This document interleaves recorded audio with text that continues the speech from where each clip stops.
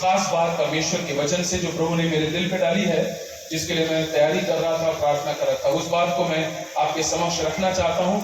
जिस दिन 27 तारीख को हम लोग पहली बार दिन की आराधना में मिले थे, मैंने कहा था कि एक बाइबल अध्ययन के क्रम को हम शुरू करने जा रहे हैं और उसमें 3 बाइबल के सिद्धांत हैं, मसीह जीवन के सिद्धांत हैं, 3 डॉक्ट्रिन्स हैं जिसके ऊपर हम लोग मनन करेंगे। पहले दिन हम लोगों ने पाप के विषय में कुछ बातों को सुना, सीखा, समझा और उसको आत्मसात करने का प्रयास किया था। फिर कल हम लोगों ने दिन के सत्र में उद्धार क्या है, सैल्वेशन क्या है, उसके बारे में हम लोगों ने कुछ बातों को सुना था और सीखा था। और आज जो कि तीसरा दिन है और ये अंतिम सत्र है, इसमें हम अनंत जीवन, इटर्नल लाइफ के बारे में कुछ बातों को हम सुनना और सीखना चाहते हैं।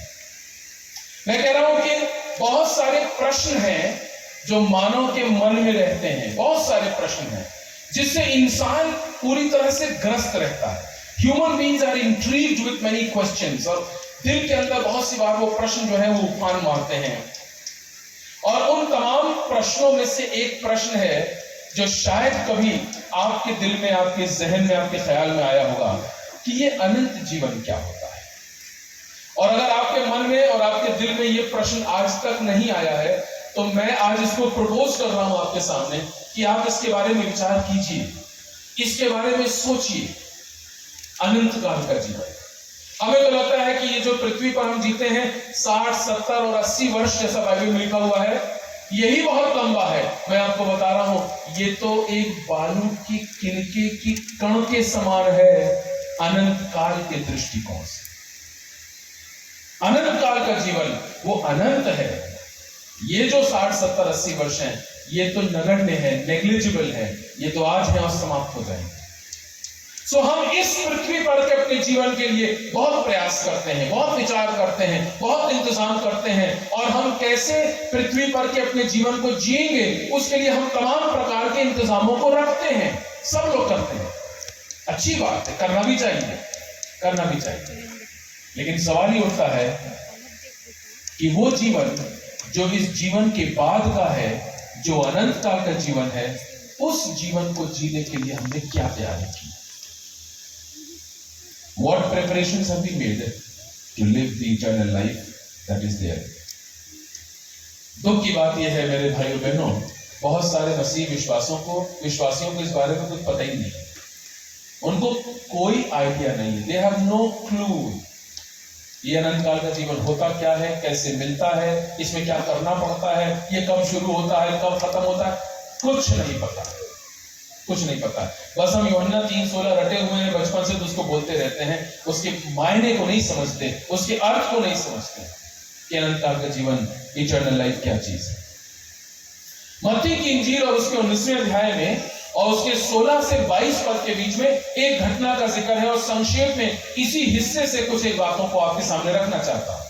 ए passage where a rich young ruler, एक जवान धनवान सरदार प्रभु यीशु मसीह के पास आकर के एक प्रश्न पूछता है, एक क्वेश्चन पूछता है, और वो कहता है, हे अच्छे गुरु, अनंत जीवन पाने के लिए मैं क्या करूं? अनंत जीवन पाने के लिए मैं क्या करूं? What must I do to inherit eternal life? A very very pertinent question. एक बहुत ही गंभीर प्रश्न है। इससे पहले कि हम प्रश्न की ओर बढ़ें, मैं इस व्यक्ति पर आपका ध्यान खींचना चाहता हूं। ये जो व्यक्ति है, इस व्यक्ति के बारे में, इसके व्यक्तित्व के बारे में, इसकी सोच के बारे में, इसके तौर तरीकों के बारे में कुछ एक बातों को आपके सामने रखना चाहता हूं, ताकि आपके साथ मैं भी सीख सकूं कि ये व्यक्ति जो प्रश्न पूछ रहा है, इसके क्या गुण हैं। और जो पहली बात है वो है, let's look at the man, इस व्यक्ति के बारे में। इस व्यक्ति के बारे में लिखा हुआ है कि ये जवान है, धनवान है और सरदार है, अधिकारी है। He's a young man, he's a rich man, and he's a ruler. जवान, धनवान, अधिकारी है, सरदार है।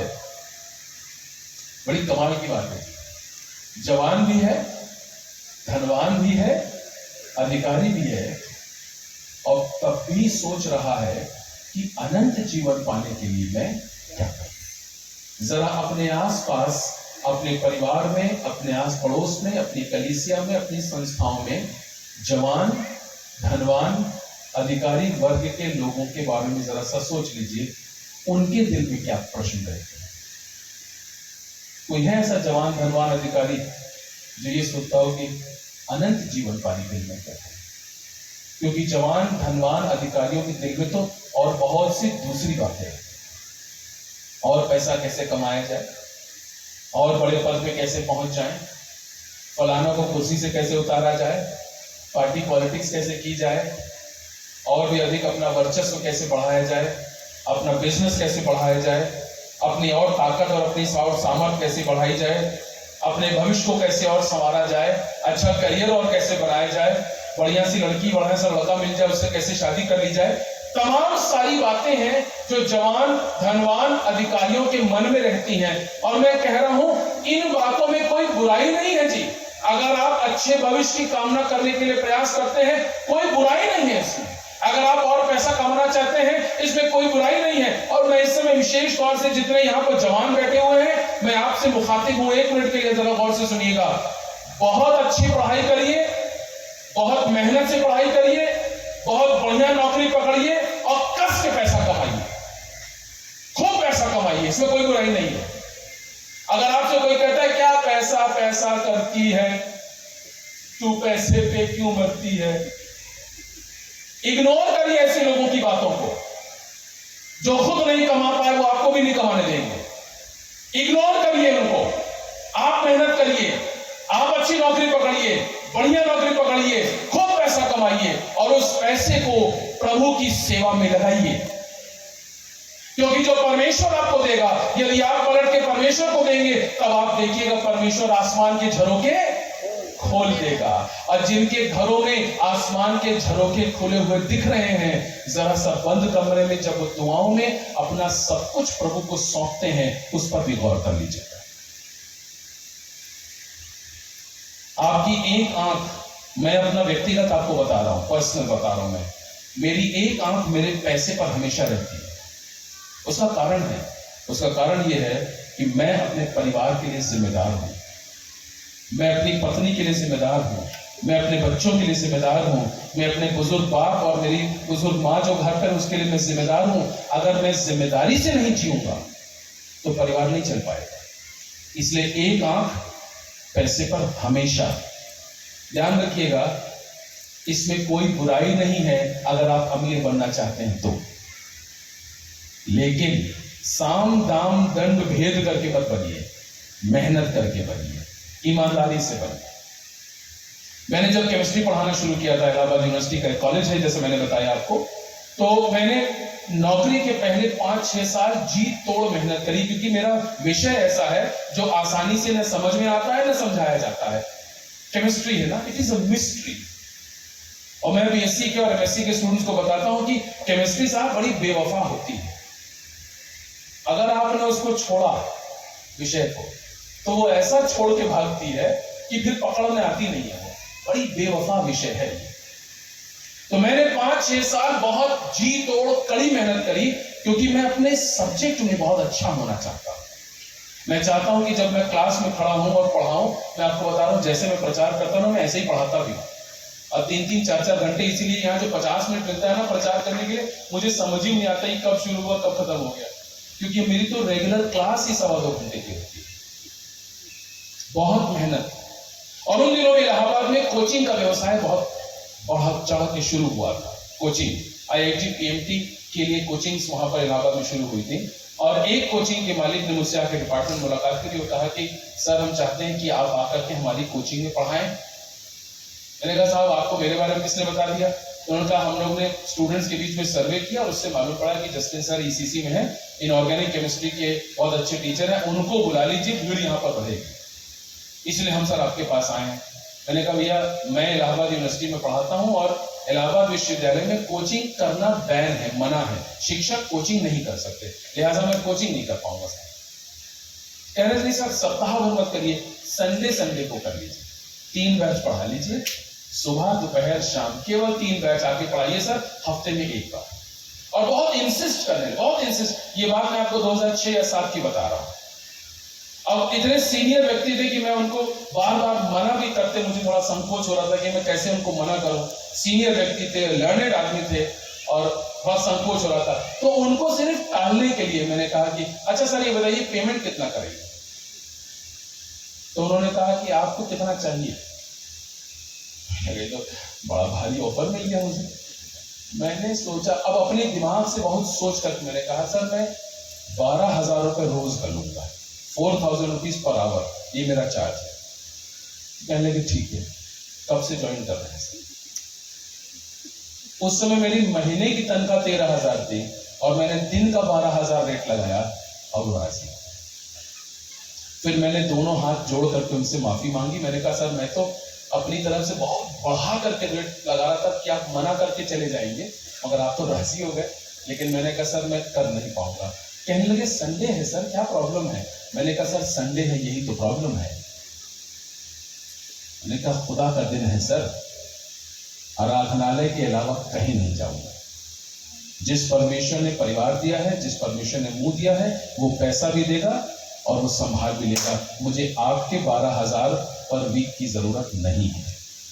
And then he had to walk off. मैं सिर्फ ये कहने की कोशिश कर रहा हूं, मेहनत करिए, ईमानदारी से परमेश्वर के प्रति अपने समर्पण को कभी डाइल्यूट मत होने दीजिए, और परमेश्वर से ज्यादा विश्वास हो कि आपको जीवन में कोई मिलेगा नहीं। जवान धनवान सरदार की बात हो रही है, कह रहा है अनंत जीवन पाने के लिए मैं क्या करूं? और मेरी जितने भी जवान यहाँ पर बैठे हुए हैं, मेरी आपके लिए प्रार्थना और यही कामना है, काश कभी ये प्रश्न आपके भी दिल में आ जाए। क्योंकि हम तो इस दुनिया की बाकी सारी चीजें हासिल करने की कोशिश करते हैं, और परमेश्वर का वचन मिलता है पहले तुम मेरे राज्य की खोज करो, इसके बाद बोलिए सारी वस्तुएं, और इस सारे में सब कुछ आता है। बड़ी से बड़ी गाड़ी, बड़े से बड़ा घर, अच्छे से अच्छा पति, सुंदर से सुंदर पत्नी, बढ़िया से बढ़िया नौकरी, बड़े से बड़ा बैंक बैलेंस, जितना आप सोच सकते हैं ये सब कुछ उसमें आता है। लेकिन पहले मेरे राज्य और धर्म की खोज करो। Seek first the kingdom. So for all the rich young rulers, the rich boys and girls sitting here, मेरी प्रार्थना, मेरी कामना आपके लिए यही है, काश कभी ये प्रश्न आपके दिल में भी आए, अनंत जीवन पाने के लिए मैं क्या करूं? What must I do? What must I do? दूसरी बात, इस व्यक्ति के बारे में दूसरी बात, ये व्यक्ति, ध्यान से सुनिएगा, सही प्रश्न लेकर के सही व्यक्ति के पास गया। प्रश्न में कोई बुराई नहीं थी, प्रश्न बहुत अच्छा था, हे अच्छे गुरु अनंत जीवन पाने के लिए मैं क्या करूं? और वो सही प्रश्न के साथ सही व्यक्ति के पास गया, यीशु मसीह के पास गया। यीशु मसीह से बेहतर उत्तर इस प्रश्न का कोई दे नहीं सकता। और यीशु मसीह ने कहा कि तू मुझे अच्छा गुरु क्यों कहता है? Why do you call me good teacher? उसने कहा हे प्रभु मैं अनंत जीवन पाने के लिए क्या करूं, क्या करूं? एक बात जो मैं अपने अनुभव से सीखा हूं उसको आपके साथ शेयर कर रहा हूं। प्रभु यीशु मसीह सिर्फ उत्तर देता ही नहीं है, प्रभु यीशु मसीह स्वयं उत्तर है। He does not only give answers, he is the answer. जीवन के जो भी आपके प्रश्न हैं, जीवन की जो भी आपके संघर्ष हैं, जो भी आपकी चिंताएं हैं, जो भी आपके बोझ हैं, लेकिन यीशु के पास जाइए। यूहन्ना की इंजील उसके 3 अध्याय में एक वृद्ध व्यक्ति लोगों की आंख से अपने आप को छुपा करके रात के अंधेरे में यीशु मसीह के पास यही प्रश्न पूछने जाता है। उसका नाम निकोदेमुस है, सनहेद्रिन का मेंबर है, यहूदी समाज में प्रतिष्ठित व्यक्ति है, एक ऊंचा ओहदा है, एक पद है, एक प्रभाव है, एक वर्चस्व है। इस सब के बावजूद सही प्रश्न के साथ ये जवान सही व्यक्ति अर्थात प्रभु यीशु मसीह के पास गया। मेरे भाइयों बहनों, बहुत सी बार हमारे भी दिलों में प्रश्न होते हैं और हमें समझ में नहीं आता कि हम किससे बात करें। कभी कभी ऐसी बातें होती हैं हमें संकोच होता है किसी दूसरे से कहने में भी। हम उनसे कहेंगे वो क्या सोचेंगे हमारे बारे में। ठीक बात है, व्यवहारिक बात है ये, इसमें कोई बुराई नहीं है। अगर कोई ऐसी बात है, कोई ऐसा बोझ है, कोई ऐसा संघर्ष है जो आपका अपना व्यक्तिगत आपके दिल में है और आपको बहुत संकोच है उसको किसी से कहने में, मैं आपको बताऊं मत करिएगा। मत कहिए। Once again, young people listen. अपने इमोशंस को सोशल मीडिया पर डालना बंद कर दीजिए, किसी को उसकी परवाह नहीं है। 90% will enjoy that you are in deep trouble, और बाकी 10% सोचेंगे कि क्या हुआ होगा। कभी कभी होता है ना, व्हाट्सएप स्टेटस देख करके ऐसा लगता है कि सामने वाला बड़ा दुखी है, और बहुत सी बार लोग जब बहुत इमोशनली चार्ज होते हैं तो अपना पूरा इमोशन एक व्हाट्सएप मैसेज के रूप में, एक फेसबुक पोस्ट के रूप में, एक इंस्टा पोस्ट के रूप में डाल देते हैं। अवॉइड कर लीजिए, क्योंकि इस दुनिया को कोई मतलब नहीं है आपकी चिंताओं से, आपके बोझ से। वो तो मजा लेंगे कि आज ये परेशान है, और बाकी लोग सोचेंगे इनकी परेशानी कैसे बढ़ाई जाए। Go to the right person with your problems. सही व्यक्ति के पास अपने संघर्षों को, अपने प्रश्नों को, अपनी चिंताओं को लेकर के जाइए। यीशु मसीह ने कहा है, तुम अपना बोझ मुझ पे डालो, मुझे तुम्हारी चिंता है। Cast your burden on Jesus, take your questions to Jesus. और बहुत सी बार जब हमें प्रश्नों के उत्तर नहीं मिलते हैं, तो मैं आपको बता रहा हूं, ये परमेश्वर का वचन है ना, इस वचन में आपके जीवन के हर प्रश्न का उत्तर है। यही एक ऐसी किताब है जिसमें हर एक प्रकार के हर प्रश्न का उत्तर आपको इसमें मिल जाएगा। You don't have to consult any other book. वचन है, बाइबल है, परमेश्वर का वचन है। आपको मालूम है, परमेश्वर का वचन परमेश्वर की इच्छा को दर्शाता है। God's word manifests the will and purpose of God. So अगर आप परमेश्वर की योजना जानना चाहते हैं, उसकी मर्जी जानना चाहते हैं, आपके जीवन के संघर्ष के लिए परमेश्वर क्या कहना चाहता है वो जानना चाहते हैं, कोई प्रश्न है जिसका उत्तर नहीं मिल रहा है उसका उत्तर पाना चाहते हैं, परमेश्वर का वचन खोल लीजिए। ओपन गॉड्स वर्ड, खुदा का कलाम खोलिए, इसको पढ़िए, और मैं आपको आश्वासन दे रहा हूं, मैं आपको गारंटी दे रहा हूं, यदि कोई एक जगह है जहां पर आपको आपके जीवन के हर प्रश्न का उत्तर मिल जाएगा, वो परमेश्वर का वचन है। This is the word of God. खोलिए, पढ़िए, और उसमें से आपको आपके प्रश्नों के उत्तर मिल जाएंगे। मैं आपको बता रहा हूं, बहुत सारे लोगों ने अपना पूरा जीवन इसी तरीके से पार किया है, परमेश्वर के वचन के सहारे। मुझे याद है, मेरी नानी बंगाली थी, और मैं कोई एक ऐसा दिन याद नहीं कर पा रहा हूं जिस दिन सुबह 4 बजे नानी उठ करके हम लोगों के लिए दुआ न करती। कान में सुनाई देता था, बुजुर्ग थी, she died at the age of 84, लेकिन जब तक वो अपने होश में थी, मुझे याद है अपने बिस्तर पर उठती थी सुबह 4 साढ़े 4 बजे और प्रार्थना करती थी, परमेश्वर का वचन पढ़ती थी, और नाम ले ले करके घर के बच्चों के लिए प्रार्थना करती थी। यह है परमेश्वर का वचन। इसको खोलिए, इसको पढ़िए, इसमें आपको परमेश्वर की योजना, परमेश्वर की इच्छा, आपके प्रश्नों के उत्तर, ये सब मिल जाएंगे। एक व्यक्ति जो है, ये सही प्रश्न लेकर के सही व्यक्ति के पास गया। सही प्रश्न, अनंत जीवन पाने के लिए मैं क्या कर रहा हूं, और सही व्यक्ति यीशु मसीह उसके पास इस प्रश्न को लेकर के जाता है। एक बात मैंने कहीं पर पढ़ी थी, उसको मैं आपको बता दूं।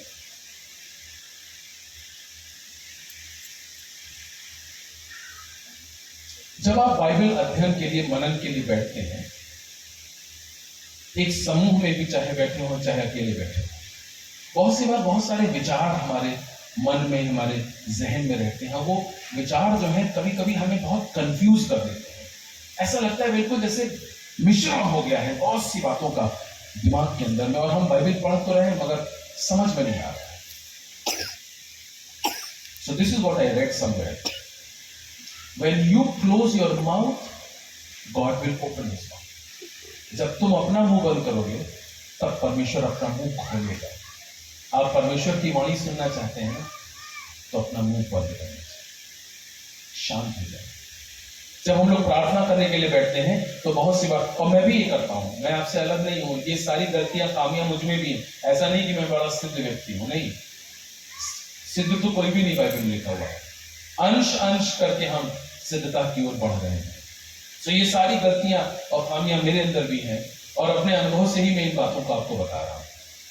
When you sit for prayer, when you sit to read God's word, तो प्रार्थना करने के बाद और परमेश्वर का वचन पढ़ने के बाद तुरंत बंद करके चले मत जाया करिए, थोड़ा समय दीजिए और 10 मिनट बैठे रहिए, क्योंकि पहले 10 मिनट में आपने अपनी बात परमेश्वर से कही है, अब परमेश्वर अपनी बात आपसे कहेगा।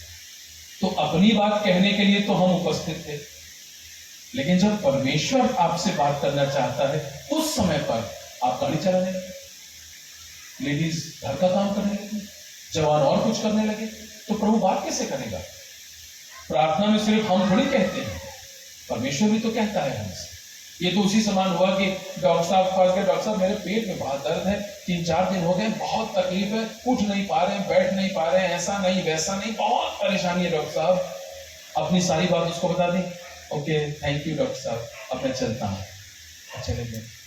डॉक्टर साहब कह रहे नहीं, दवाई तो सुन लीजिए, इस बीमारी की दवाई मैं बताने जा रहा हूं, सुन तो लीजिए। नहीं डॉक्टर साहब थैंक यू वेरी मच, काफी समय हो गया है, आपका काफी टाइम मैंने लिया, मेरे पास भी टाइम नहीं है, मैं कल इसी समस्या को लेके फिर आऊंगा।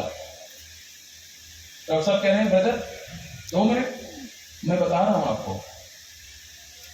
हमारे पास 2 मिनट भी नहीं होता, बाइबल बंद करी और फोन ऑन कर दिया, और फिर उसके बाद इस 15 मिनट में हमने किसने मुझे मैसेज किया है वो भी देखने लगे।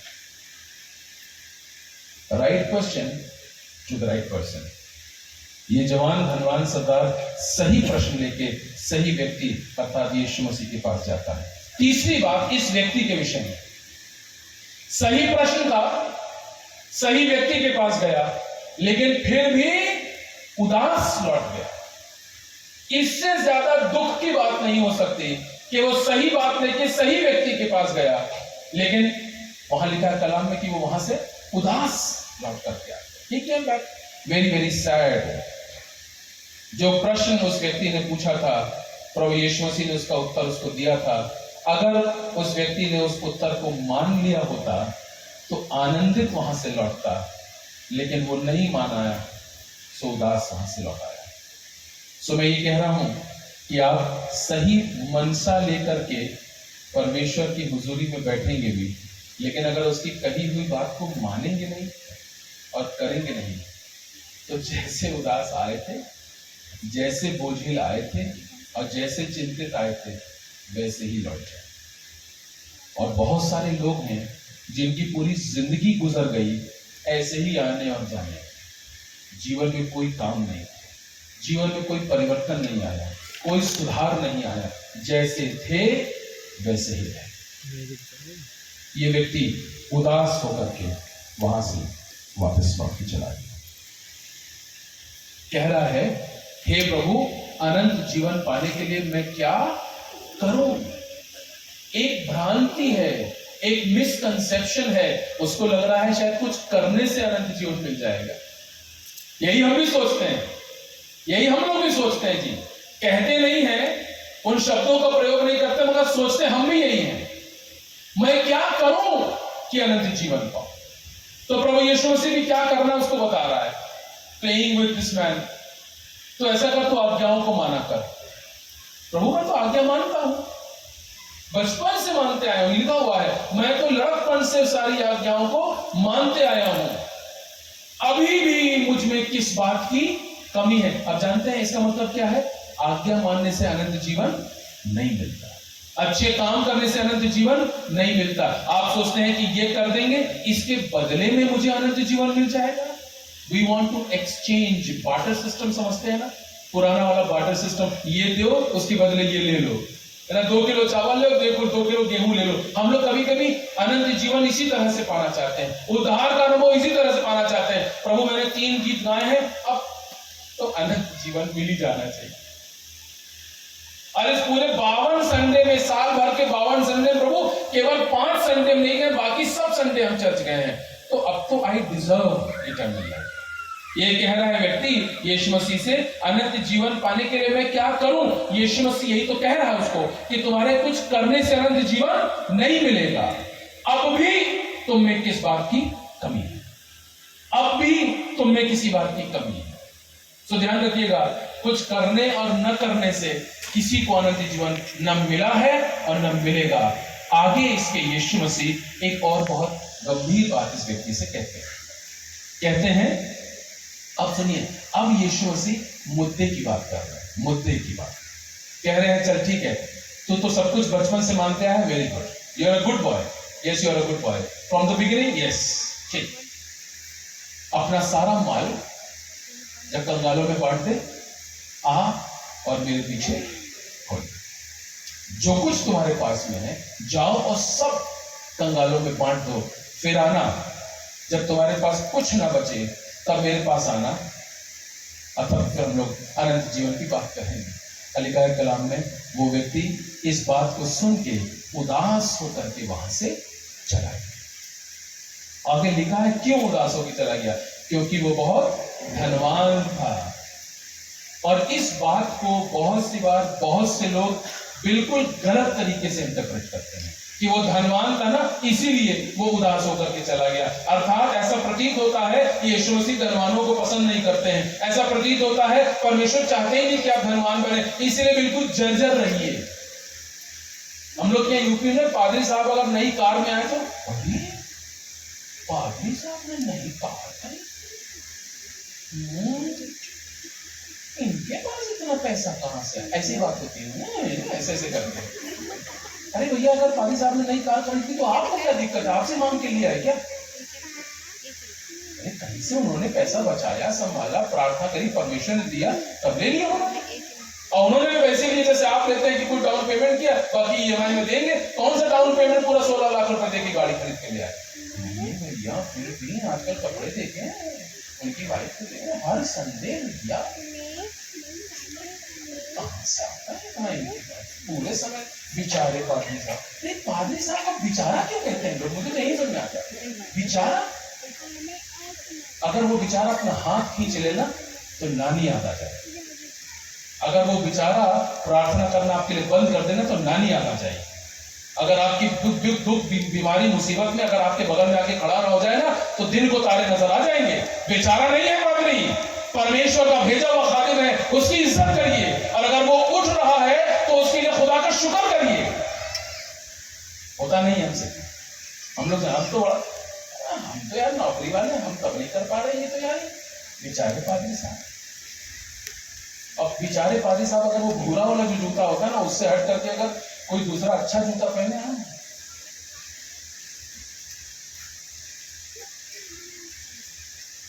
हम लोगों से बर्दाश्त ही नहीं होता है कि प्रभु किसी और को बरकत दे रहा है। अरे वो दुगने आधार के योग्य है जिसकी बात आप कर रहे हैं। लिखा है खुदा का खादिम दुगने, जितना आपको मिला है ना उसका दुगना उसको मिलेगा। और जो दुगना उसको मिलता है ना, उसी में तो आपको दे देता है। जब कॉटेज मीटिंग में आता है और जब प्रेयर मीटिंग में आता है, वो उसी दुगने में से आपको देता है। अपने खादिम के लिए दुआ कीजिए, अपने पासवान के लिए प्रार्थना कीजिए, उसका सहारा बनिए, सेवकाई में उसके साथ खड़े होइए, उसके लिए रोड़ा मत बनिए, उसके लिए चिंता का विषय मत बनिए, सेवकाई में उनके साथ खड़े होइए। फिर देखिए परमेश्वर किस प्रकार से आपको बरकत देगा। एक बात इसी में क्रम में जोड़ करके फिर आगे बढ़ना चाहता हूं। आप जानते हैं ना मरियम, मूसा की बहन मरियम, याद है वो समय आपको? मरियम ने जाके मूसा से कुछ ऊट पटांग की बातें की। क्या हुआ? परमेश्वर का क्रोध मरियम पर आ गया, उसकी बहन पर। जब मूसा को मालूम पड़ा तो मूसा ने मरियम से कुछ नहीं कहा। मूसा समझ गया it is the hand of God. वो गया मिलाप के तंबू में, प्रार्थना के तंबू में, और उसने कहा मेरी बहन को माफ कर दे। परमेश्वर ने माफ कर दिया क्योंकि उसके खादिम ने प्रार्थना की। बहुत सचेत रहिएगा। आप और मैं परमेश्वर के दासों का न्याय करने वाले कोई नहीं है, परमेश्वर न्याय करेगा। आपका काम परमेश्वर पर विश्वास भरोसा करते हुए अपने सेवक के साथ, जो कलीसिया में सेवकाई कर, उसके साथ हाथ में हाथ मिला के, कंधे से कंधा मिला के आप भी सेवा कीजिए, ताकि थोड़ी बरकत आपको भी मिल जाए। बजाय इसके कि आप टीका टिप्पणी करें, उसके साथ खड़े रहें। मैं प्रोफेशनल पादरी नहीं हूं, लेकिन मेरे पापा पादरी रहे हैं, इसलिए उस मर्म को मैं समझता हूं। और मैं आपको बता रहा हूं, मेरे पापा मम्मी प्रभु की सेवा में रहे सारी जिंदगी, लेकिन हम कभी भी भूखे सोए नहीं। भूखे उठे हर बार, लेकिन भूखे सोए कभी नहीं। अच्छे से अच्छे कपड़े पहने, हर गर्मी की छुट्टियों में बाहर जाते थे घूमने के लिए, और उसके बाद जब हम बड़े हुए और हमारी शादी ब्याह हुई, मेरी बड़ी बहन भी है, उसका परिवार, मेरा परिवार, मैं इस बात को कहने में गुरेज नहीं करता हूँ कि जो आज मेरे पास है मेरे पापा मम्मी की छलकी हुई आशीषों में से है। From their cup into my cup are the blessings of God. खादिम की इज्जत करिएगा, खादिम की इज्जत करिएगा। अनंत जीवन के बारे में, अनंत काल के जीवन के बारे में दो बातें आपके सामने रख करके और अल्प समय में आज के संदेश को समाप्त करूंगा। यूहन्ना की इंजील मेरे साथ निकालिएगा, उसका 3रा अध्याय और उसके 14 और 15 पद पर थोड़ी देर के लिए मैं कुछ बातों को आपके सामने रखना चाहता हूं। यूहन्ना की इंजील उसका 3रा अध्याय, उसका 14वां और 15वां पद, और एक बहुत ही खास बात वचन में यहाँ पर लिखी है। And I just want to hand it over to you even as we meditate on God's word this afternoon. यूहन्ना की इंजील उसका 3रा अध्याय 14-15 पद लिखा है, और जिस रीति से मूसा ने जंगल में सांप को ऊंचे पर उठाया, उसी रीति से अवश्य है कि मनुष्य का पुत्र भी ऊंचे पर उठाया जाए। क्यों? ताकि जो कोई उस पर विश्वास करे वो अनंत जीवन पाए। मैं क्या करूं? जवान धनवान सरदार ने कहा, हे अच्छे गुरु, हे अच्छे शिक्षक, मैं क्या करूं कि अनंत जीवन पाऊं? यीशु मसीह ने कहा, आज्ञाओं को माना कर। उसकी परख ले रहा था। उसने कहा, प्रभु आज्ञा तो मैं मानते आ रहा हूं, अब भी मुझ में किस बात की कमी है? क्या कमी है? वो यहाँ पर यूहन्ना 3 उसके 15 में लिखा है कि जो कोई यीशु पर विश्वास करेगा वो अनंत जीवन पाएगा। हालेलुया। विश्वास की कमी है, हमारी जिंदगियों में विश्वास की कमी है। और आपको मालूम है, हमें लगता है विश्वास ये तो बड़ा इम्प्रैक्टिकल सा वर्ड है। नहीं, ये अव्यवहारिक शब्द नहीं है, ये व्यवहारिक शब्द है, ये व्यवहारिक बात है। और हमारे दैनिक जीवन में उस विश्वास का प्रयोग करने की और इस्तेमाल करने की छूट परमेश्वर हमें रोज देता है। जो यीशु पर विश्वास करेगा वो अनंत जीवन पाएगा। That is the key to eternal life. ये पहली बात है, believing in Jesus. Believing in Jesus, प्रभु यीशु पर विश्वास करना ही अनंत जीवन प्राप्त करने की अवस्था है। एक बात मैं और आपके सामने इस समय जाहिर कर दूं, और वो ये है कि अनंत काल का जीवन मृत्यु के, देह के मृत्यु के बाद आने वाला जीवन नहीं है जी। कभी कभी हमें लगता है ना, जब हम पृथ्वी पर का जीवन समाप्त करेंगे तब हमारा अनंत काल का जीवन शुरू होगा। नहीं, ऐसा नहीं है। अनंत काल का जीवन आप इसी देह में रहते हुए उसका आनंद ले सकते हैं, क्योंकि अनंत काल का जीवन क्या है? यीशु पर विश्वास करना। Believing in Jesus is eternal life. यीशु पर विश्वास करना, जो यीशु पर विश्वास करेगा वो अनंत जीवन पाएगा। सो यदि आप यीशु पर विश्वास करते हैं, आपको अनंत जीवन मिल चुका है। चाहे आप देह में आज जिंदा हैं तो भी, आप केवल दैहिक जीवन नहीं जी रहे हैं, आप उस अनंत काल के जीवन को शुरू कर चुके हैं। गौर से सुनिएगा, आप और मैं 2 प्रकार का जीवन जी रहे हैं। इस पृथ्वी पर का जीवन जी रहे हैं और अनंत काल का जीवन जी रहे हैं। यदि हम यीशु पर विश्वास करते हैं तो पृथ्वी पर का जीवन, देह का अंत कुछ समय के बाद हो जाएगा, लिखा हुआ है, और जब तुम्हारा डेरा सरीखा घर गिराया जाएगा। ये तुम मर जाओगे कहने का एक बड़ा खूबसूरत सा तरीका है कि जब तुम मर जाओगे, जब तुम्हारा पृथ्वी पर का डेरा सरीखा घर गिराया जाएगा, अर्थात जब तुम्हारा देह का अंत हो जाएगा। सो ध्यान रखिएगा, देह का अंत हो जाएगा, दैहिक जीवन समाप्त हो जाएगा, लेकिन विश्वास करने के कारण जो अनंत जीवन आपको मिला है वो आगे चलता रहेगा।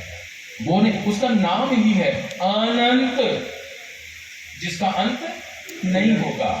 और वो तब मिलेगा जब प्रभु यीशु पर आपका विश्वास है। सो जब हम अपने गुनाहों को मान लेते हैं, परमेश्वर अपने पुत्र यीशु मसीह के लहू के द्वारा हमें माफ कर देते हैं, हमें शुद्ध करते हैं, पवित्र करते हैं, हमें उद्धार का अनुभव प्राप्त होता है, परमेश्वर के साथ हमारा मेल मिलाप हो जाता है।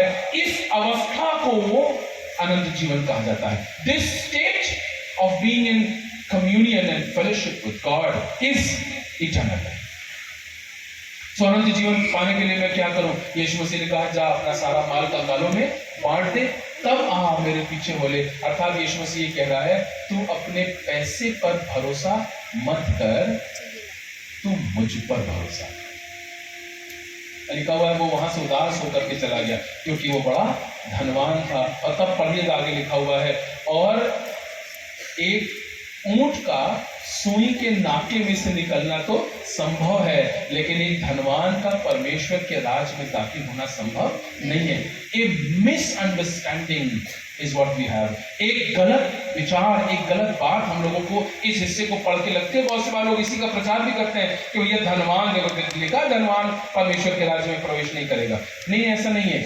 सुनिए ध्यान से, वो धनवान जिसके लिए धन परमेश्वर से ज्यादा ऊंचे पर है। हाँ, आप कहेंगे ब्रदर मैं तो धनवान हुई हूं तो मेरे ऊपर तो ये लागू नहीं होता। नहीं, ठीक बात है, लेकिन आपका धन कभी तो है। शायद आपका धन पैसे के रूप में नहीं है, मगर जहां तेरा धन जी, और अगर यीशु आपका धन नहीं है तो जो आपका धन है वही आपका मन है, और आपने वरीयता में, प्रायोरिटी में आपने उसको यीशु से ऊपर ऊंचे पर उठा दिया है। लिखा हुआ है परमेश्वर के राज में तुम दाखिल नहीं हो।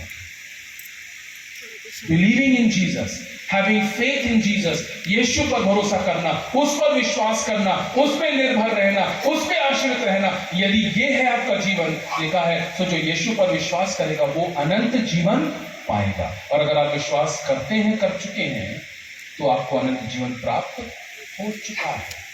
उसके लिए आपको कुछ और करने की आवश्यकता नहीं है।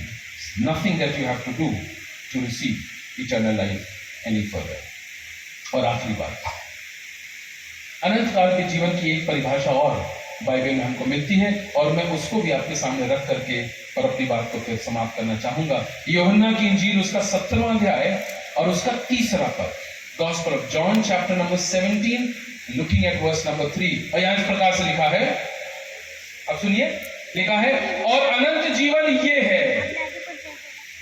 अनंत जीवन ये परमेश्वर के वचन में लिखा है, तो इसका मतलब ये बात सही ही होगी, क्योंकि इसमें लिखी हर बात सच है, सच है, सही है। तो अनंत काल का जीवन क्या है? अनंत जीवन ये है कि वे अर्थात लोग तुझ अद्वैत सच्चे परमेश्वर को और यीशु मसीह को जिसे तूने भेजा है जाने। क्या है अनंत जीवन? अनंत जीवन ये है कि लोग तुझ अद्वैत परमेश्वर को और तेरे पुत्र यीशु को जिसे तूने भेजा है उसको जाने। That people may know you, God the Father, and your Son Jesus, who you have sent. Knowing God and Jesus is eternal life. अनंत जीवन क्या है? परमेश्वर को जानना, प्रभु यीशु मसीह को जानना। एक बार मैंने एक जगह पर एक कहानी पढ़ी थी कि पापा और उनकी बिटिया, छोटी सी बिटिया, शायद 4, 5, 6 साल की रही होगी, दोनों बाप बिटिया रात सोने से पहले अपने बिस्तर पर प्रार्थना कर रहे थे। दोनों घुटने पर थे, दोनों प्रार्थना कर रहे थे। पिताजी तो तमाम बातों की प्रार्थना कर रहे थे, तमाम अपने जो भी उनकी मन की बातें थी उसके लिए प्रार्थना कर रहे थे। बेटी जो है वो एक लाइन की प्रार्थना कर रही थी, प्रभु 1 फुट नीचे, प्रभु 1 फुट नीचे।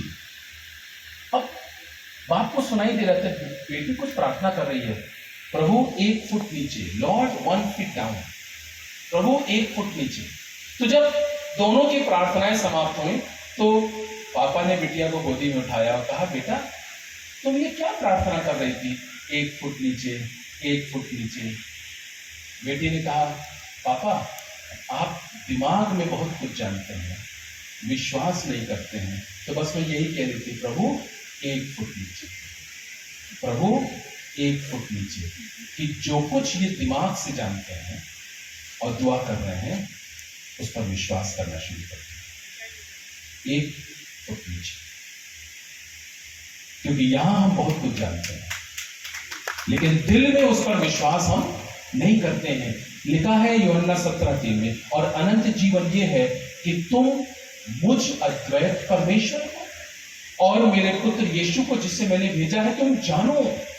और यहां पर जो जानना वर्ड है, that you may know God the father and his son Jesus who he has sent. The word know, जानना जो शब्द यहां पर इस्तेमाल किया गया है वो उसका जो मूल शब्द है, the root Greek word is the word कोइनोनिया।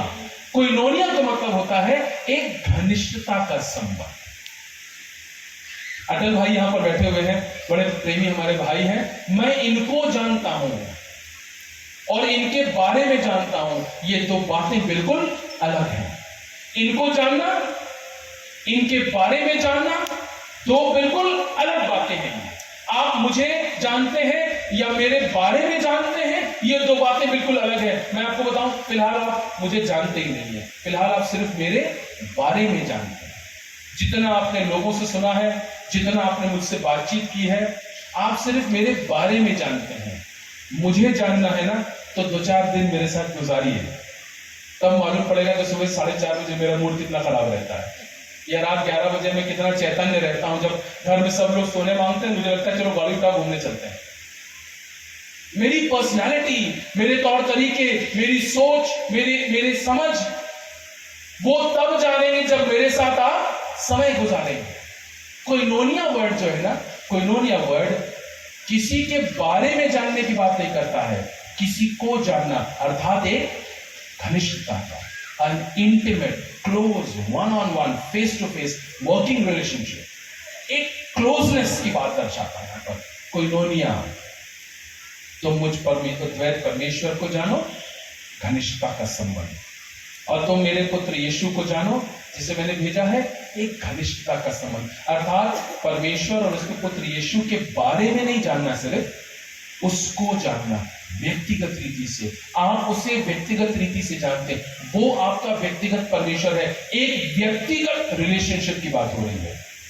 और आखिरी बात, पौलुस ने भी इस शब्द का इस्तेमाल किया है जब वो इफिसियों की पत्री उसके 5वें अध्याय में पति और पत्नी के बीच की संबंध की बात करता है ना, तो वहां पर जिस शब्द का इस्तेमाल किया है वो भी वर्ड कोइनोनिया है। अर्थात परमेश्वर कह रहे हैं, जिस तरह से पति और पत्नी एक दूसरे को जानते हैं और किस तरह से जानते हैं, वो पति और पत्नी बेहतर समझ रहे हैं। इसीलिए जब पादरी साहब उस दिन जब किसी की शादी पढ़ते हैं तो कहते हैं कि आज से ये पति और पत्नी है, जिन्हें परमेश्वर ने जोड़ा है, उन्हें सास भी अलग, उन्हें कोई अलग न करे। भैया आप लोग तो इतना मिसअंडरस्टैंड करते हैं। कोई अलग ना करे साहब, कोई अलग ना करे, क्योंकि कोई अलग कर भी नहीं सकता।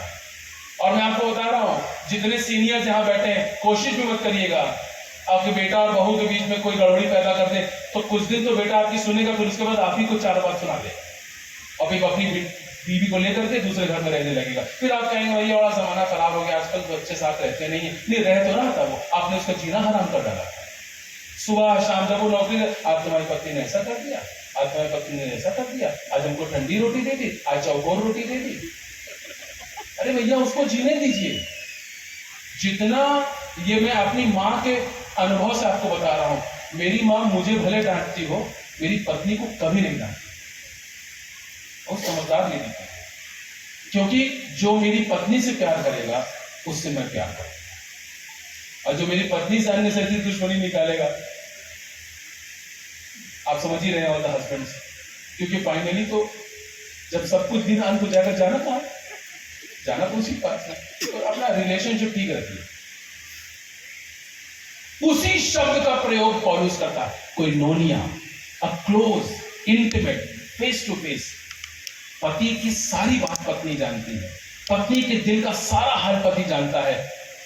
यूहन्ना 17:3 में लिखा है, जिस अद्वैत परमेश्वर को जानने और यीशु को जानने की बात हो रही है, जिसको अनंत जीवन कहा जा रहा है, वो शब्द वही है, कोइनोनिया, क्लोज रिलेशनशिप। आप यीशु मसीह के बारे में सिर्फ न जाने, यीशु मसीह को जाने और अपने आप को यीशु मसीह के सामने प्रकट करें, प्रभु ये मेरे दिल का हाल है। तो इस जवान धनवान सरदार ने आके यीशु मसीह से कहा, हे अच्छे गुरु, अनंत जीवन पाने के लिए मैं क्या करूं? प्रश्न के 2 उत्तर हैं। पहला, मुझ पर विश्वास कर। दूसरा, मेरे साथ एक घनिष्ठता का संबंध। ये दोनों बातें यदि आपके जीवन में हैं, तो आपके पास अनंत जीवन है। उसको अर्जित करने के लिए, प्राप्त करने के लिए न कुछ करना है और न कहीं जाना है। परमेश्वर आपको अनंत जीवन की आशीष दे चुका है। अब ये पृथ्वी पर का जीवन जब समाप्त होना है, हो जाए। हम जहां से आए थे वहां वापस लौट जाएंगे और उस अनंत काल के जीवन का आनंद चिरस्थायी रूप से हमेशा और हमेशा के लिए हम लेते रहेंगे। यही मेरी प्रार्थना और मेरी कामना आप सबों के लिए। प्रभु आप सबों को बहुत आशीष दे। Thank you very much for bearing with me.